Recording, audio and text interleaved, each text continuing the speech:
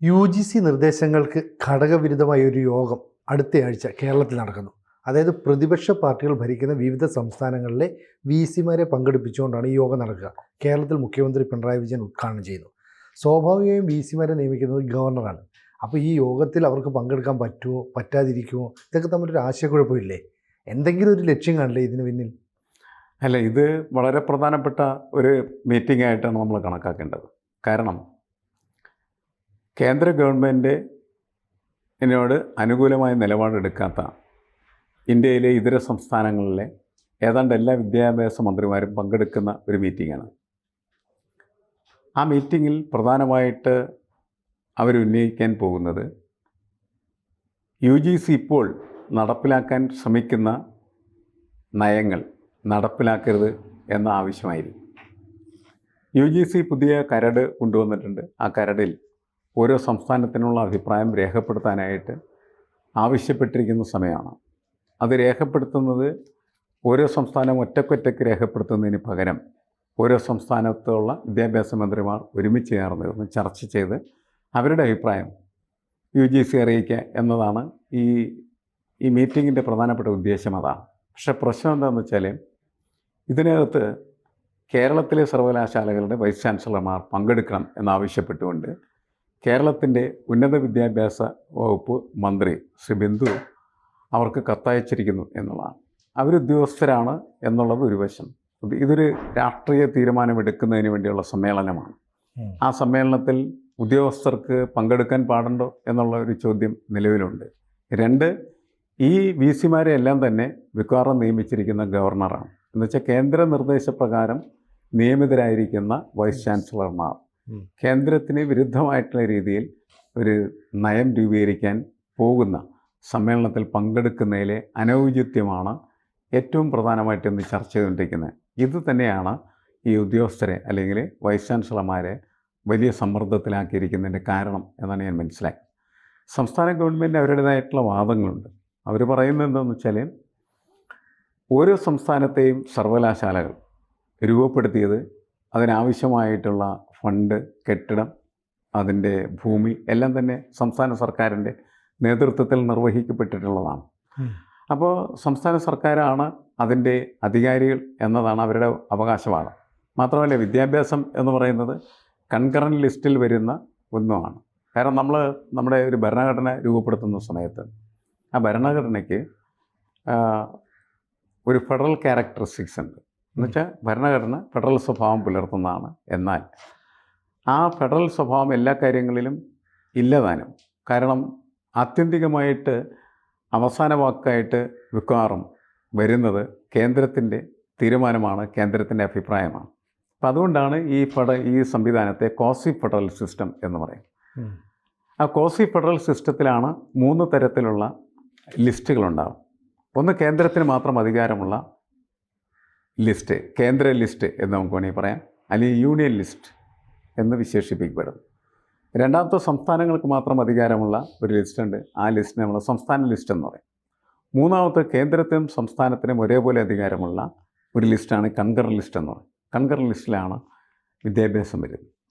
അങ്ങനെ വിദ്യാഭ്യാസം കൺകറൻറ്റ് ലിസ്റ്റിൽ നിൽക്കുന്ന സമയത്ത് കേന്ദ്രവും സംസ്ഥാനവും പരസ്പരം യോജിച്ച് കാര്യങ്ങൾ ചെയ്യുന്ന സമയത്ത് സംഘർഷങ്ങളില്ല. പക്ഷേ അവർ വിയോജിപ്പിലായി കഴിഞ്ഞാൽ സംഘർഷങ്ങൾ ആരംഭിക്കും. അങ്ങനത്തെ ഒരു സംഘർഷത്തിൻ്റെ കാലഘട്ടത്തിലാണ് ഇപ്പോൾ നമ്മൾ നിൽക്കുന്നത്. കാരണം UGC-യുടെ കരട് രൂപപ്പെടുത്തുന്ന സമയത്ത് ഓരോ സംസ്ഥാനത്തെയും സർവകലാശാലയിൽ വൈസ് ചാൻസലറെ നിയമിക്കാനായിട്ട് പുതിയ നിർദ്ദേശം വന്നു.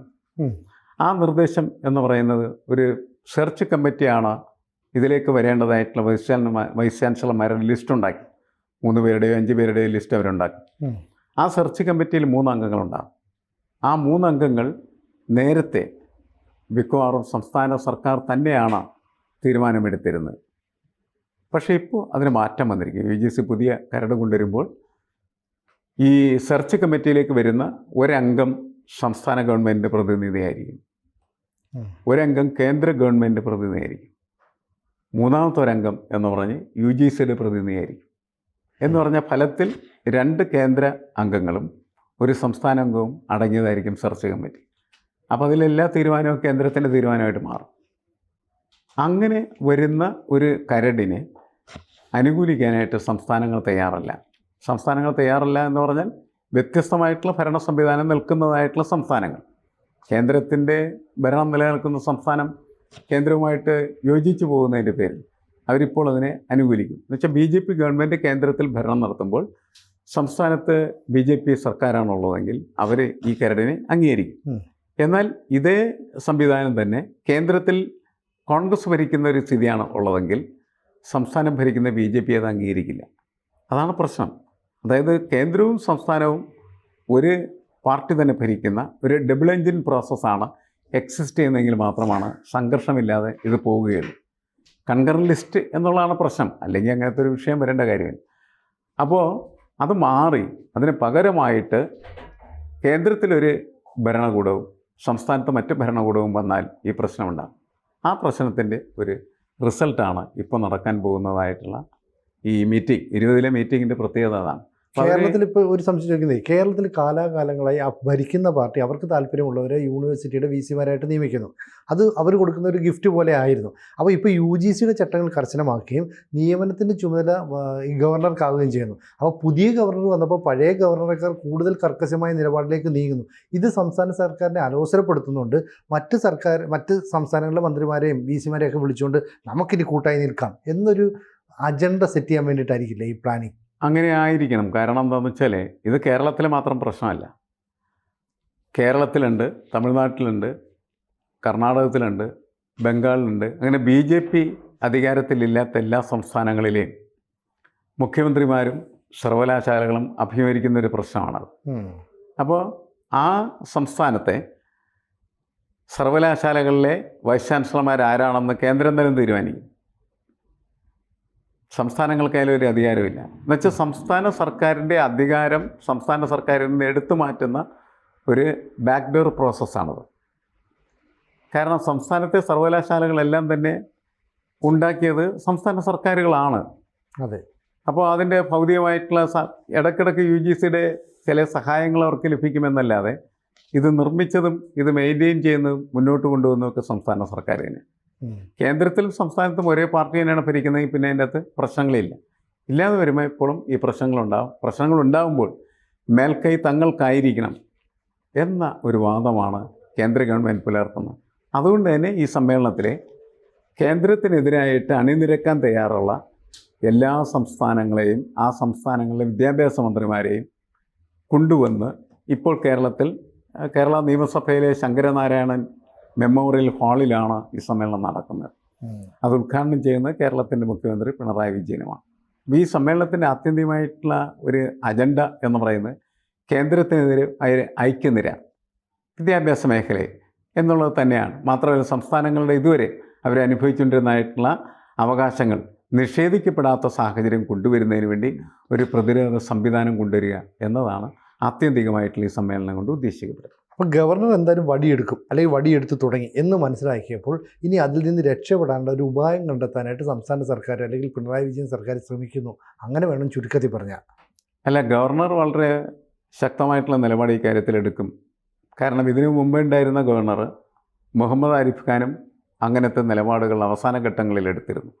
ഒരു ഘട്ടത്തിൽ ഗവർണറും അതേപോലെ സംസ്ഥാന സർക്കാരും തമ്മിൽ ഒരുപോലെ വളരെ വലിയ ഐക്യത്തിൽ കഴിഞ്ഞുകൂടിയിരുന്നതാണ്. പിന്നീട് തർക്കങ്ങളൊക്കെ ഉണ്ടായി, ആ പ്രശ്നങ്ങളൊക്കെ രൂക്ഷമാണ്. ഇപ്പോഴത്തെ വിഷയം പക്ഷേ അതല്ല. ഇപ്പോഴത്തെ വിഷയം എന്ന് പറയുന്നത് ഗവർണറും അതേപോലെ തന്നെ സംസ്ഥാന ഭരണകൂടവും തമ്മിൽ തർക്കമില്ല.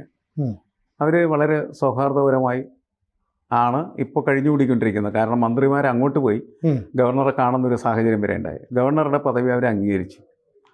അങ്ങനെ ഗവർണറുമായി സഹകരിച്ചുമാണ്. പക്ഷേ ഗവർണറുടെ സൗഹൃദം കൊണ്ട് മാത്രം കൈകാര്യം ചെയ്യാൻ പറ്റുന്നതല്ല ഈ വിഷയം. ഗവർണറുടെ സൗഹൃദം കൊണ്ട് തീരുന്നതല്ല വിഷയം.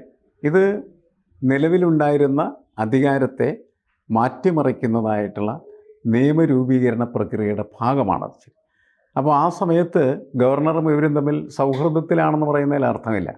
സൗഹൃദം കൊണ്ട് പരിഹരിക്കേണ്ടതല്ല, നിയമപരമായി തന്നെ പരിഹരിക്കേണ്ടതാണ്. നിയമപരമായിട്ട് സംസ്ഥാനങ്ങൾക്ക് ആ അധികാരവും അവകാശവും അനുവദിച്ചു കൊടുക്കാനായിട്ട് UGC തയ്യാറാണെങ്കിൽ മാത്രമാണ് ഇതിൽ നിന്ന് വ്യത്യസ്തമായിട്ടുള്ള രീതിയിൽ ഉള്ള ഒരു പ്രതികരണം ഈ സംസ്ഥാന ഭരണകൂടങ്ങളുടെ ഭാഗത്തുനിന്ന് ഉണ്ടാകാൻ സാധ്യതയുള്ളൂ. ഇപ്പം നിലവിലില്ല എന്നാണ് എനിക്ക് തോന്നുന്നത്. ഇപ്പോൾ സംഘർഷത്തിലാണ്. ആ സംഘർഷത്തിൽ സ്വാഭാവികമായിട്ടും കേന്ദ്രം വിജയിക്കാനായിട്ടുള്ള സാധ്യതയുമാണ് കാണുന്നത്. കാരണം UGCയുടെ അംഗീകാരം ഈ സർവകലാശാലകൾക്ക് ആവശ്യമാണ്, UGCയുടെ സഹായം ആവശ്യമാണ്. അതൊക്കെ കൊണ്ട് മാത്രമേ എന്ത് ചെയ്യാൻ പറ്റുള്ളൂ. ഈ സർവകലാശാലകൾ കേരളത്തിൽ വളരെ പ്രശസ്തമായിട്ടുള്ള രീതിയിൽ പ്രവർത്തിക്കുന്ന സർവകലാശാലകളാണ് മഹാത്മാഗാന്ധി സർവകലാശാലയും അതുപോലെ കേരള സർവകലാശാലയൊക്കെ. ഇവയ്ക്ക് വേണമെങ്കിൽ വിദേശത്ത് ഓഫ് ക്യാമ്പസുകളൊക്കെ നടത്തി പണമുണ്ടാക്കാൻ വരെ പറ്റുന്ന അന്തരീക്ഷമുണ്ട്.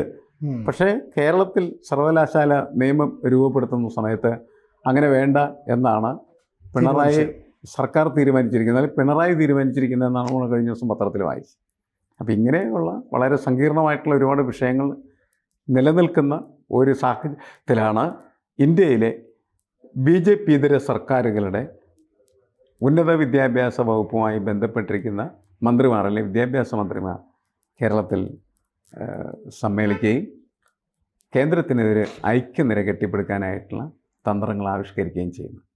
കൂടുതൽ വാർത്തകളും വിശേഷങ്ങളും നിങ്ങളിലേക്ക് എത്താൻ ABC മലയാളം സബ്സ്ക്രൈബ് ചെയ്യുക, ബെൽ ബട്ടണും അമർത്തുക.